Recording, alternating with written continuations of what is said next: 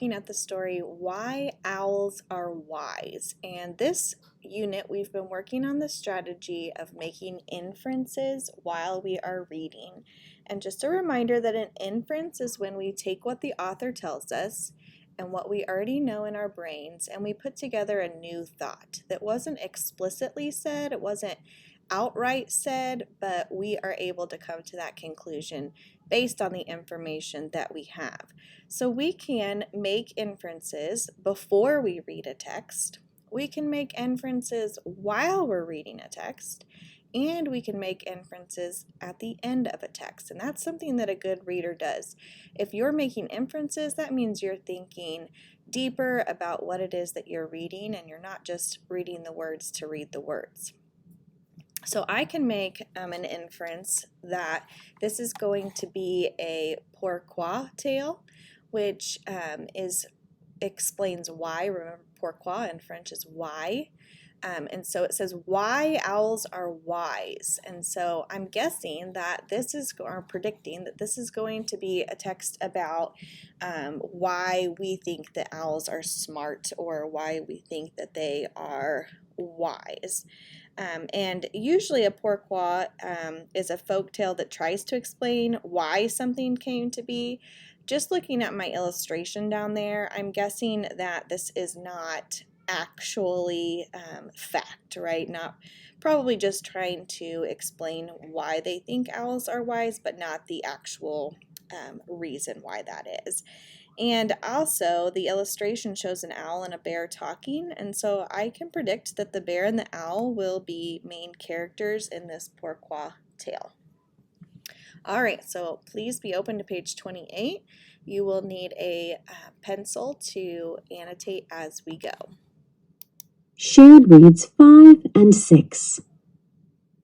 Remember to annotate as you read. Why owls are wise. One day, as Great Bear lumbered through the woods looking for berries, he got lost. Had he turned left when he should have turned right, the sun would set soon, and he needed to get back to his kingdom before nightfall. Okay, so far we've met Great Bear, and I can infer that Great Bear is pretty important. He must be pretty powerful because, one, his name is Great Bear. That's a good indication. But also it says he needs to get back to his kingdom.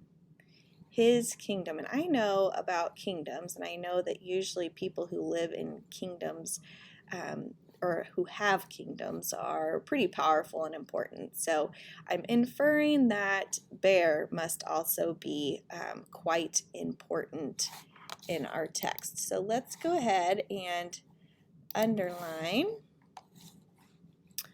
Great Bear, because that's our who, right? In our story, that's an important one. And that he needs to get back to his kingdom, because this is our problem in the story, right? He does not want to be stuck out in the woods. He doesn't want to get lost. All right, let's keep going. Owl landed in a tree over Great Bear's head.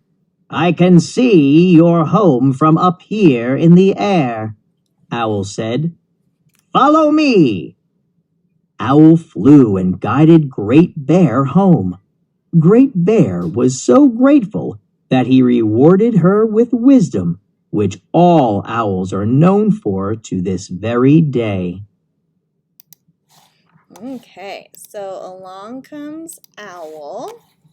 Let's go ahead and underline Owl, because again, Owl is one of our characters, and we can tell from our illustration too that those two are going to be important.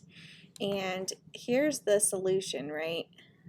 Owl is able to fly and guide Great Bear home, because from the air he can see which way to go.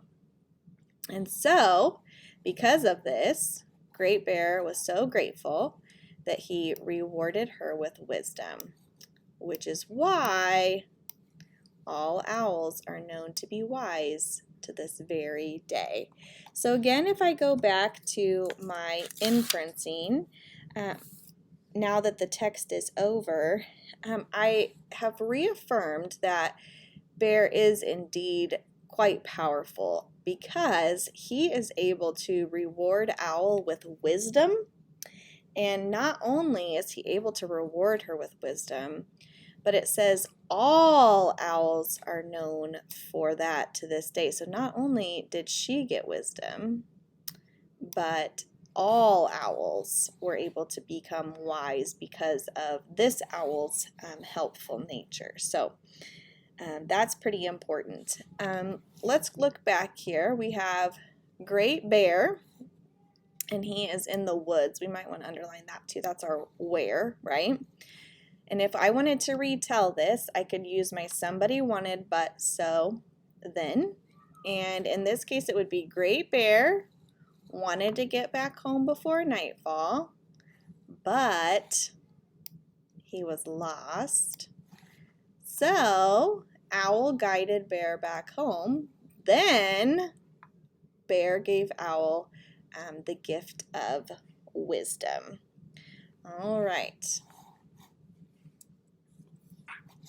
Let's go ahead and look now at our next text. So our next text is Wind and Sun. And again, we're going to make some inferences and predictions. I'm going to use my picture clues here. And I noticed that sun and wind both have faces.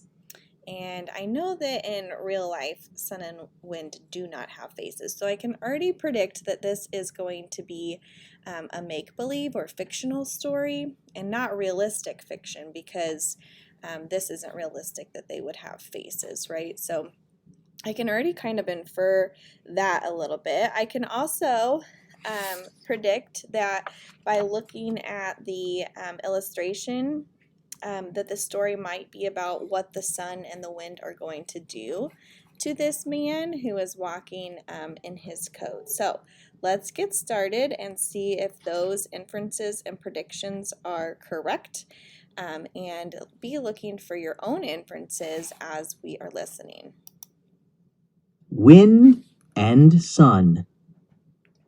Long ago, there was a great feud between Wind and Sun about who was stronger. Seeing a man walking down the road, Wind suggested a contest. Each would try to get the man to remove his coat. Wind, with his mighty gusts, was sure that he would be victorious. Okay, so there is a feud between wind and sun. And I do want to stop and think, what is the word feud? What does that mean? Maybe you've heard that before.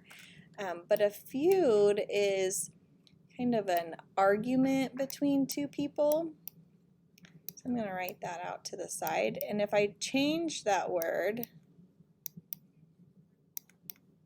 to argument, whoa. Try that again. It sounds like this. Long ago, there was a great argument between wind and sun about who was stronger. So they're disagreeing about who is stronger.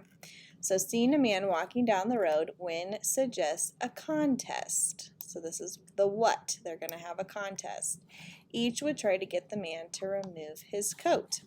In a contest, I know that a contest is someone wants to win, right? In a contest, you're always trying to be the winner.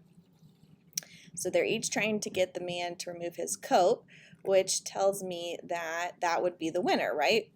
The winner would be the one that gets him to remove his coat. Now, Wind, with his mighty gusts, was sure that he would be victorious.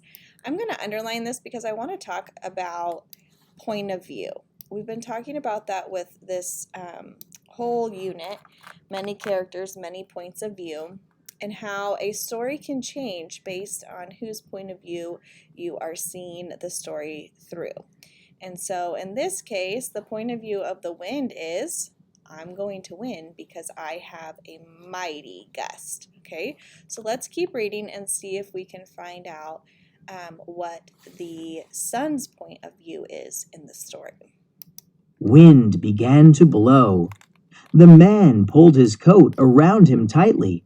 The harder wind blew, the closer the man drew his coat around himself.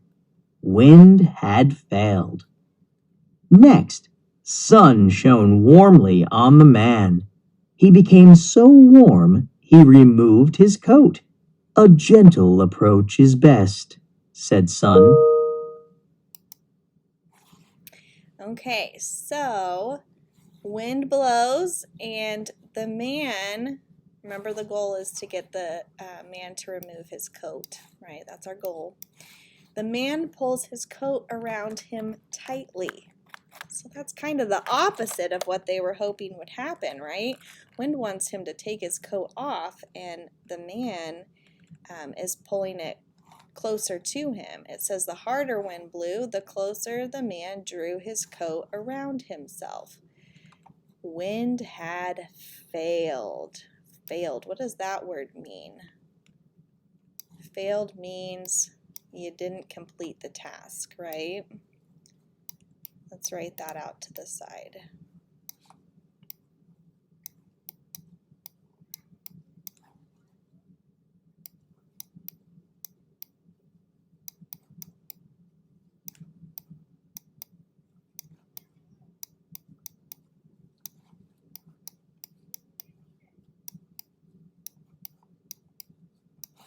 Okay, so the harder wind blew, the closer the man drew his coat around himself.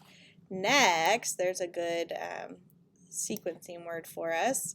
Sun shone warmly on the man. He became so warm he removed his coat. So remember, that was the goal. They wanted the man to remove his coat. When wind blew, he wrapped his coat around him tighter. When sun shone warmly, he got the man to take his coat off. So there's a lesson here that sun teaches wind. Did you find it? Did you see what it was? A gentle approach is best. Will you circle that for me? A gentle approach is best. Now in this case, he's referring to the fact that wind blew super hard, mighty gusts is how it described his wind. And sun, in contrast, shone warmly on the man, right? He wasn't being harsh about it. He was just being very gentle about his approach to get the man to take his coat off. And because he was gentle, he won the contest, right? He was able to get the man to take his coat off. So the lesson is a gentle approach is best. That's the moral of our story. A gentle approach is best. Now I want you to think about how this applies to your life, because you're not going to be trying to get a man to take his coat off by blowing gusts of wind or shining the sun, right? That's not a lesson that you need to learn.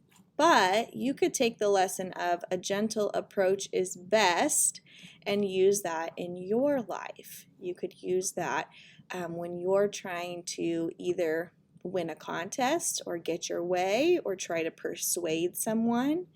Instead of being harsh and being loud and angry, which is more similar to Wind's approach, you could be kind and warm and gentle and try to persuade someone in that way, whether it's trying to get someone to play the game that you want to play, or maybe you're trying to persuade your mom to make a different kind of meal for dinner.